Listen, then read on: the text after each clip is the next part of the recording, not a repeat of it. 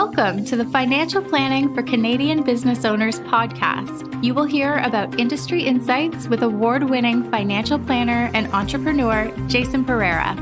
Through the interviews with different experts with their stories and advice, you will learn how you can navigate the challenges of being an entrepreneur, plan for success, and make the most of your business and life.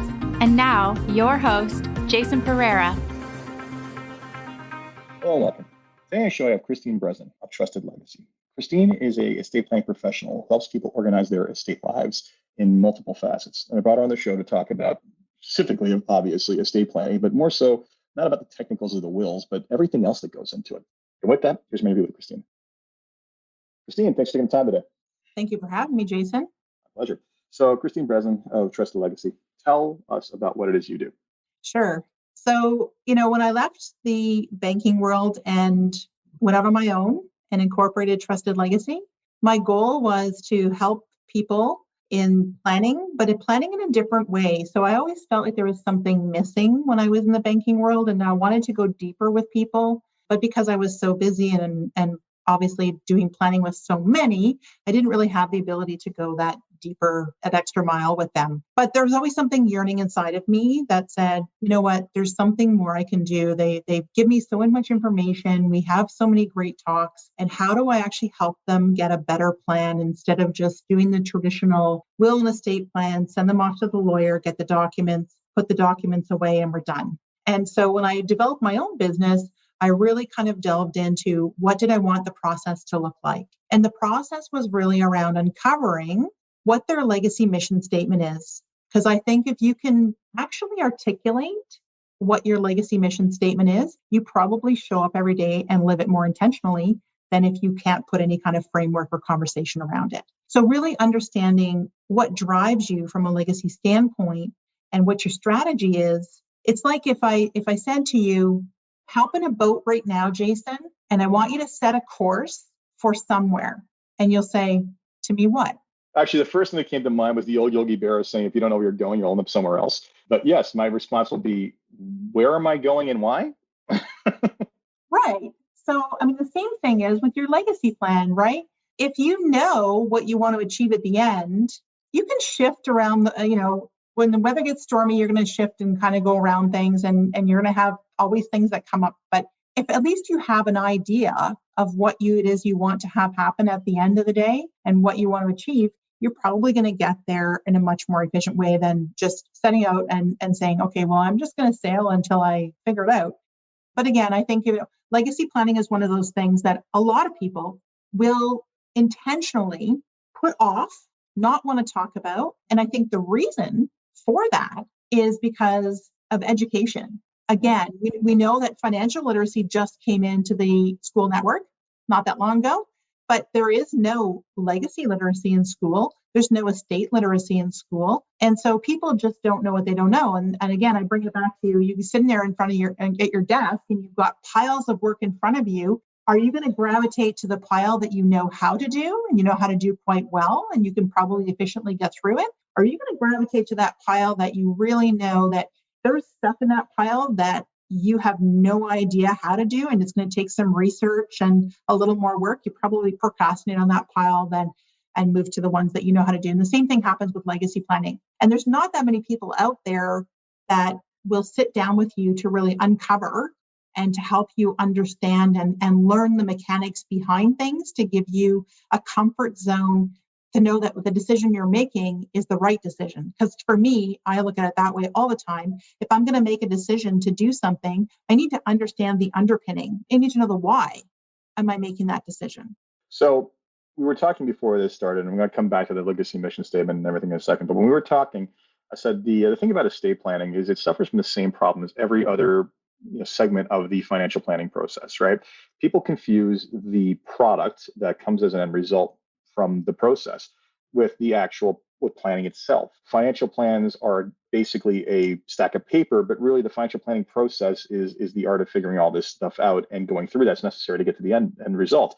If you just want to buy a cheap financial plan, you just Google financial planning user software. You can probably find something that does a 5-minute plan and calls it a plan, which is criminal.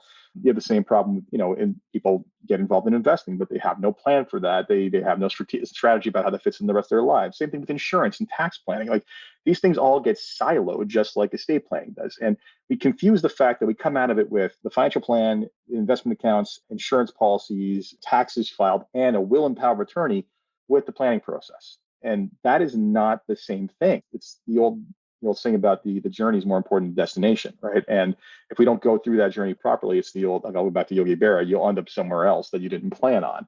So what you're saying you're doing there is essentially you're setting the course of destination before you even start. Most people start like, okay, so let's start with your will. Okay, so what do you own? What do you owe? Blah, blah, blah.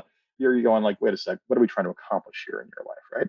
That's absolutely what it comes down to is you have to understand what you're planning for in order to make sure that the plan makes sense. You can always adjust it as time goes on. I mean, the classic example is you get out of school and you probably don't actually do your first will until you've maybe got a decent full-time job, and maybe you get married and you start thinking about, your mortality. Like if something happens, you better make sure that you leave everything to your wife, or, then kids come into the mix. But I think people are sometimes afraid of going to get standard basic information because they're unwilling to pay the fee to a lawyer to get that information. And sometimes the lawyers don't necessarily always want to sit down and educate you because they know that you're never going to want to pay a bill for education. I mean, it's funny. It's the old, Again, people go looking for the product, not the process. If we have to make them pay for the other one, it would be more visible as to what our value really is.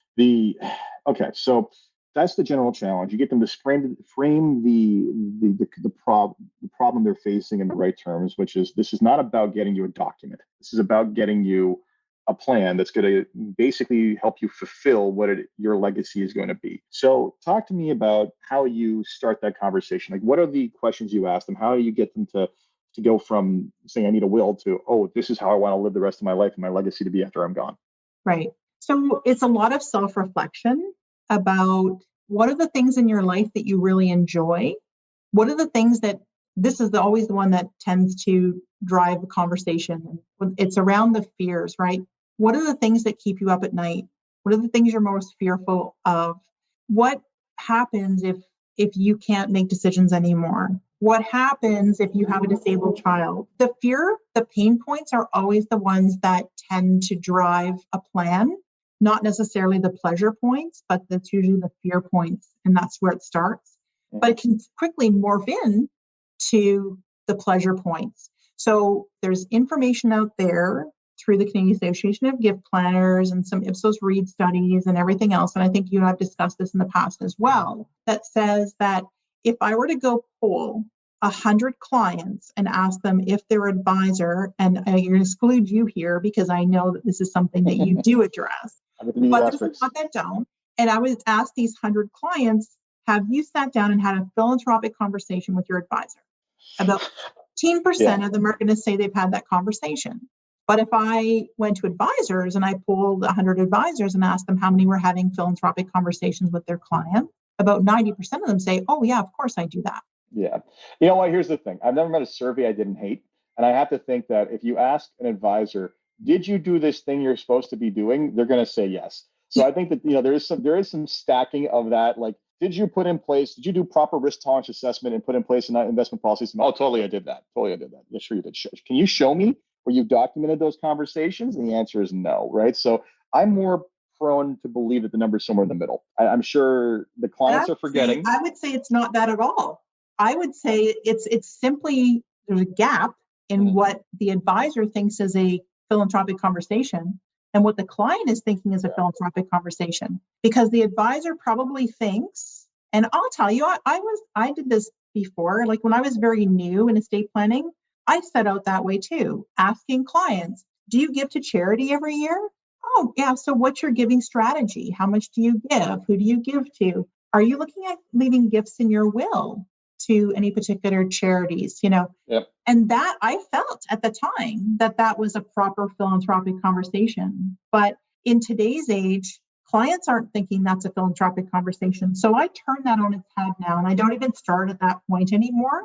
I go directly to the financial plan that the advisor has pulled together for them. And we go to the very back of the plan where it says estate planning. And I look down the bottom of the page and I pull out the tax number. And to drive the conversation, I always start it this way. Imagine that at the end of your life, this amount now signifies the bag of money that your executor is going to pick up and drop off on the doorstep of the government upon your passing.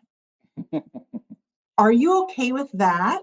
Or would you rather pull some or all of that back and deploy it to something that might be nearer and dearer to your heart than CRA? Yep. So we covered this previously with Mark Halpern, where he said, you only three people are going to get your money: your beneficiaries, CRA, or charity, and you've only got a choice about two of those. So, but one comes at the expense of CRA. Right. And so usually when they get over the shock of that number and then they can start to have a conversation, you pull down some walls, and it's, then you have to have the heart-to-heart conversations about, I think it delves into your psyche. It's a self-reflection thing. Asking questions like, what is the thing you had when you were growing up that really propelled you and gave you that ability to achieve success in your life? Or if there was one thing that you could have had growing up that you didn't, that you think, man, if I had that, I probably could have done so much better. Maybe it's something around that, or maybe it's something from within your family, family circumstances. You had a family member who was disabled, or you had a mother or father who went through a particular life circumstance or an illness or whatever. People get driven by different things. Some people are driven by animals. I can see you got your dog there. So for some people, it's about how they feel about their pet. But if you're not going to ask those questions, you're not going to uncover whether or not somebody has the propensity to want to give to something else that might be meaningful to them. So I always bring it up that way and then work it backwards. It's the whole thing. I think if we had to come up with an equation, it's legacy equals, and then we go through all the rest of the things. I agree. It's interesting too. I'll add one other dimension. Now, we haven't fully started doing this yet, but there's a bunch of data aggregation plays we're looking to do. And what I actually want to start looking at is, where are they? They're going to give me their information as to where they're spending money. I'd like to know what charities they're actually giving to. I mean, sometimes we ask this, but I mean, if there's a serialized giving to a charity of purpose, there's got to be a reason for that, other than, and maybe the reason is something as simple as, my kid basically does a ride to conquer cancer every year, right? Maybe that's it. Maybe there's no connection, but more often than not, I'd say that there's probably some form of connection. I mean, we all go through life with some sort of hardship, some sort of negative event, some sort of thing that we could have, again, like you pointed out, the contrast of what if you had this versus what if you hadn't. I think those are hugely impactful commentaries as to informing your decision. So someone comes to a conclusion, they don't want CRA getting their share. They want it to go somewhere else. What is the next step in that process? The next step in the process is really figuring out, what are your other responsibilities? So you now know that you have some charitable intention. What are your other responsibilities with your estate? Do you have children that you need to provide for? Do you have a spouse you need to provide for? How does that all play out together? And how do you pull it all apart and figure out what portions go where, right? And again, it speaks to that whole conversation about what's going on. Are your kids all set in life? They've all fully launched? Or do you have one that hasn't launched and maybe never will launch? Are you're getting older? Is your spouse fully capable? Do you recognize that maybe they're going to be going through some sort of capacity event? There's so many questions to ask. I think estate planning conversations is all about your client sitting down and just spilling everything. And I often get the comment that, it's like coming to you is like sitting down and talking to a psychologist or a psychiatrist, because I feel like I'm opening my coffers and you're going so far into rabbit holes, and I'm giving out so much information that I never thought was even relevant to my financial plan or relevant to anything, but it is all relevant because it all works its way and it's all intricately woven together. Everything that matters to you is relevant to a financial planning process. I mean, the ongoing joke is that we're all untrained, unpaid therapists. Right? Like the reality is that, especially if you have a deep relationship with a client, you are there for the good, bad, ugly, and everything in between. And oftentimes we can be the sounding board that helps. I mean, some of the most deeply touching moments of my career have been when people were suffering from things like depression, saying that if not for my positivity at certain moments, they felt like those were things that helped make them enact a change in themselves. Right. So, Do you have a strategy around that, Jason? Do you actually do you wake up in the day and say, I want to purposely be positive. I want to compliment people. Yeah. I want to, is that something that's a purpose-driven thing for you? I wouldn't. Thank you for listen, I'm being interviewed. So thank you for that. So I would say that it doesn't come from that. I'm not I understand the fields of positive psychology and everything else. I mean, I think I'm motivated in two ways by two separate things. One, I believe that the future is always optimistic and there's always infinite possibility in the future, right? I think that speaks to a lot of the stuff I do in terms of the technology side of the industry. But I also say, and that all it takes is, and a change is possible. And I've gone through some deep, dark times in my own life where, you just suck it up, move forward, push forward, and eventually the days get brighter, right? So having lived that, I understand that it's unfortunately grit will get you through it. It sucks, but it will get you through it. And the last part is, I think, quite frankly, I just define my career as about helping people live the fullest version of their lives. That is, to me, the purest version of financial planning.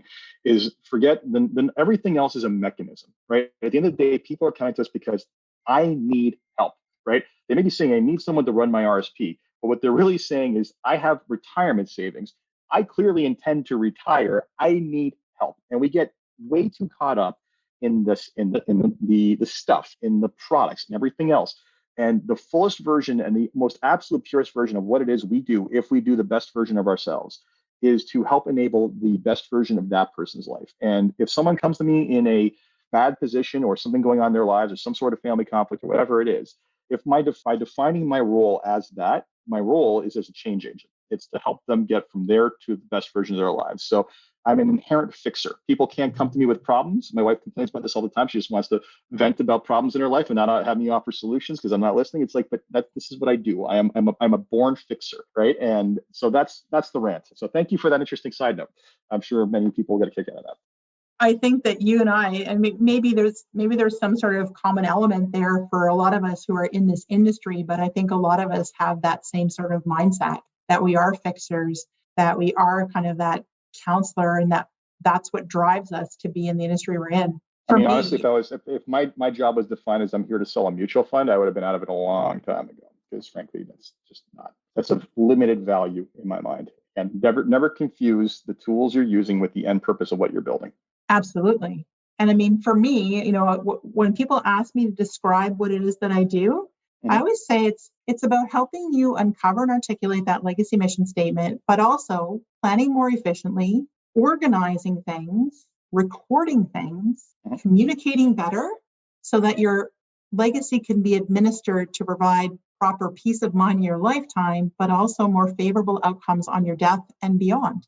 And that's the way that I like to position it with people, because time and time again, what drives me in my role is the fact that I can have somebody come to me and they probably haven't really thought a whole lot about estate planning. And they may not have even uncovered what was keeping them up at night. And when I ask them, they can't articulate it either. We go through the planning process. And at the end of the day, when everything is complete, they look at me and they breathe this sigh of relief and they go, holy cow, what peace of mind is that? Because now I know that it doesn't matter if I lay my head on the pillow tonight or a week from now or a month from now or years from now. The fact that I've gone through this process, I know that the people that I'm leaving behind or the charities I'm leaving behind that I want to provide for and protect, they're all taken care of. And I don't need to worry anymore. And it was huge peace of mind. And it's that burden being left off your shoulders. They all say that. I feel like a weight has been lifted off of me that I didn't even know I was carrying. Yeah.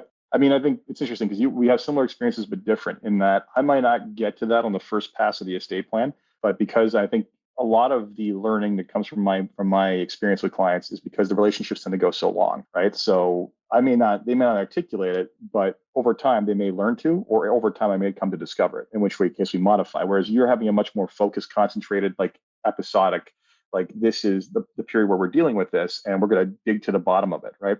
So I probably listen to you, I should probably do a little bit more hard digging, but we both get there in the end. So. Well, and I think sometimes your client might go, well, Jason, I've been coming to you for 10 years now, and you've never asked me this question before. What's prompted you to ask me it? Yes, and it's okay. So I'm glad you said so that that resonates with something so important. So one of the things that the god of financial planning in the U.S., Michael Kitces, and I get to call him that because honestly no one else comes close. He talks about is one of the struggles in this industry in something that's becoming hyper commoditized and automated by things like robo advisors is the ongoing pursuit of value add. Like where is it that we justify? Where is it that advisors who once justified their fees for just access to investments basically justify their fees for something else? Like how do they do that? Because if not, they're gonna get their margins crushed and they're gonna be out of the business. And it's funny because conversations like this and suddenly asking those new questions, expanding the scope of what you're doing for people that do actually lead to that expansion of value. And even in periods of time where we took over practices in the past where we didn't get into the weeds like this, where the clients would go through this and be like, wow, we've been a client of this firm for 20 years and we've never gone through this. And we're just so glad that you're expanding the offering. Like, sometimes people will be like worried that the client will turn around and say, why didn't you do this before? Like, why isn't it done? As opposed to just being grateful that they came to you for an expectation, you met it, you can now exceed it, and you can exceed it in a meaningful, deep way. Yep. And there's a few things when it comes to, legacy planning that I have probably that are nearer and dearer to my heart than some of the other people out there that are in the role. But, I do believe that in Ontario, which is where I'm practicing currently, that we do not utilize alter ego and joint partner trust nearly enough. They protect people far better in some circumstances. They're great tools. They, your process of minimizing probate, acting as a power of attorney substitute, but protecting, there could be protector trustees brought in to oversee things to make sure the person is being looked after. There's a lot of folks out there too who they're in a relationship and they know that their spouse is maybe going to struggle if something happens to them first, and having these things set up so that we don't have to go through a full-on estate administration at the end of the day. Like I would say probably the people I'm doing this planning with more are the people that are 80 plus and they know they're headed towards some sort of capacity event, because let's face it, dementia and capacity is not one of those things usually you turn the light off one day and it's gone. Usually a dimmer switch there, and people do recognize that they're starting to head down a path. They're fearful, but it's something that they do recognize a little bit, and then you just have to get them to open up a little bit about it. But there are ways of planning around these things. I would say, I tend to run, and I'm probably minority on this, but I tend to run what's called a cost benefit analysis for people. So give me what your estate plan is today. Well, let me run all the associated costs involved with that plan and what it's doing for you. Then let me see if we can actually turn it around a little bit, make it more efficient. And then let me run the cost benefit analysis at that stage to see if maybe an alter ego trust or a joint partner trust is right for you. And I'm always astounded when I put the information in front of the client and I'm saving them 50, 100, 200, 300,000. I did this for a gentleman recently who was 84, and we saved 316,000 by utilizing a trust. Just in probate? It was probate and executor fees because he knew the son was going to engage an executor. Plus, we've got all the delays. It's not just the monetary piece of this. If you look at how long probate takes these days, that's a big conundrum itself. Plus, going through the estate administration process is not comfortable. It's not our first nature for a lot of people. Well, not only that, it's complex and convoluted, and there's a lot of work to be done. And I mean, a simple example is there's software platforms that are launching in this country that I'll be interviewing on my other podcast that basically are there just to help get you through this the first time. I mean, that's how, unfortunately, this happens all the time too, is that someone will pass away. We'll say, listen, we can, we don't administer estates, but here we can refer you to companies that do. We can also provide you with like some of the companies that are really great at like just even completing the basic forms and whatnot. And for everything from the most simple administration to the most complex. And more often than not, people are just like, no, I'm just going to do it myself. And it's like, you have no idea what you're in for, the pedantic nature of this task and the fruitless one. I mean, first off, I will say this much, like, unfortunately, the banks do charge a fortune for this. I've never used a bank for anything. This is my general opinion, but we'll go from there. But there are other trust companies that are more affordable and higher service that are definitely, they can handle complexity of their cases. But the reality is that the average person doing something like this, even for a simple one, like we're talking years. Like we're talking like the clearance certificates now, and not only that, you're liable as the executor, right? For a period of time. So like a lot of guidance is like, don't finish paying out the estate for 3 years. It's like, who wants to live through that, right? And if we can avoid all that, I mean, of course, the deceased have to be over 65, but of course, that's going to be the majority of deceased. If we can avoid all that through the use of these trusts, which I agree, they are underutilized, absolutely underutilized, because people come to you for estate plan, the first thing they associate is wills and powers of attorney. I will say that they're a little exactly, and I will say they're a little bit underutilized in my practice as well. And largely, it's because of I won't blame the clients on this, but sometimes there's a level of they need to accept the fact that we're doing something else, right? Because they're like, what do you mean I'm not going to have a will? What do you mean I don't need a will, right? And sometimes they're like, well, so then I got to administer this trust and this complexity to it. It's really not that much administration when it comes down to it. Yeah, I mean, and you're always going to need the will and power of attorney there anyway, because there's still roles that have to be fulfilled by those persons. Well, depending on the assets, the will. But with regard to the main administration piece of it, it just makes things so much easier. I give you an example of that. We utilize a structure like this for an elderly couple where dad was not capable and mom was capable, and we put the trust in place. The trust was in place in April, and dad passed away in July, and mom passed away in September, first weekend in September. And if that was a normal estate, we would have, you would have sat there and you would have collected all the values for the assets and been probably at the position where you could have actually approached a lawyer and applied for probate by maybe November, would be pretty much traditional. Yep. Well, because this was a trust like that, and all we had to do at the end of the day when both were gone was to then figure out, well, what is our tax holdback amount? Because that's all we really need to know, is we're holding enough money to pay the taxes back. And we had the majority of the money out to the beneficiaries before Joe down the street, who's executoring his parents' estate, would have even applied for probate. We had it all out by the beginning of November. So in 2 months, we had majority of the assets in the hands of the beneficiary. Yeah, I mean, and that's a big misconception. People just don't, especially the beneficiaries, they really just don't understand how long this is going to take. They're like, okay, mom and dad are passed away now, and okay, this has to get settled, and okay, so when does this get taken care of? And you tell them that, well, I don't know, and this is going to be a long time. It's like, and then they wonder what the holdup is. Well, and I get that too. I get the knock on the door. Usually somebody's been referred, and they basically bring mom or dad's life over in a huge oversized Rubbermaid bin and drop it off and say, here, I don't know how to do any of it. Can you do it for me? So I will do that. I will help people, and I'll be agent and walk them through the process. But I try to educate along the way as well, so that I actually teach them the reasoning behind things, so that they feel comfort. And I do it in their comfort of their own home as well, which is oftentimes something that they really want to do. So I had another client come to me today on that, because she's doing this for her aunt. It's not something she's really comfortable with, and trying to gather up all your stuff and take it into the lawyer's office was just not something that she really wanted to do. I think the other thing with estate planning too, so that there's people not thinking about the other alternatives, because it's just not talked about, and it's not really first nature for a lot of us. But I think the other part is the recording and communication around your plan. I've developed like a 100-page organizer, not to say that all 100 pages are applicable to everybody, but I've literally designed it to be anything and everything in there. And one of the things that I tend to talk a lot about with people is, if they're leaving behind trusts, particularly trusts for children, how do you give the person who's going to be managing that trust a little more flavor, a little more meat towards their decision making? And so I'm a huge proponent of letters of wishes. I think they're not used nearly enough. And people always say, well, what is a letter of wishes? And I always say to them, listen, the way I think about the letter of wishes is this: it's going to be your red light, yellow light, green light letter. So what are all the things that you absolutely do not want to see your money being spent for with your kids, and it would just turn you over in your grave? And what are the things you want to exercise a little more caution around? And especially knowing that child, you could make that letter very specific to each of your children, because you might have children that could sell ice to Eskimos, and you have other ones that are very responsible, right? And then what are the green light items? What are those things where, hands down, no matter what, I mean, if it's a disability or whatever, anything that is like really top of mind, education for some people. So if those things come up, you say, hands down, like, just go ahead, I want you to pay that item.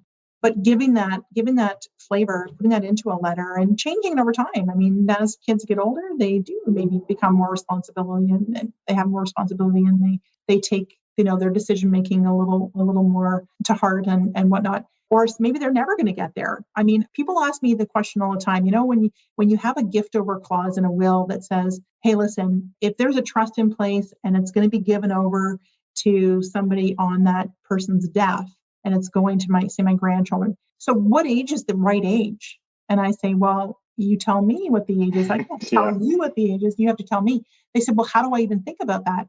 So I always say, I have all these little things that I've picked up over time that I try to use and bring in the conversations just to try and frame it better. One of the things I always say to people is, answer this question for me. If I haven't got good money management skills by X age, I'm never going to have them. I'm never going to get there. Yeah. And whatever you filled that blank in, whatever that number was, that's the number you should use. Great. So before we wrap up, any last words of wisdom and before we move on?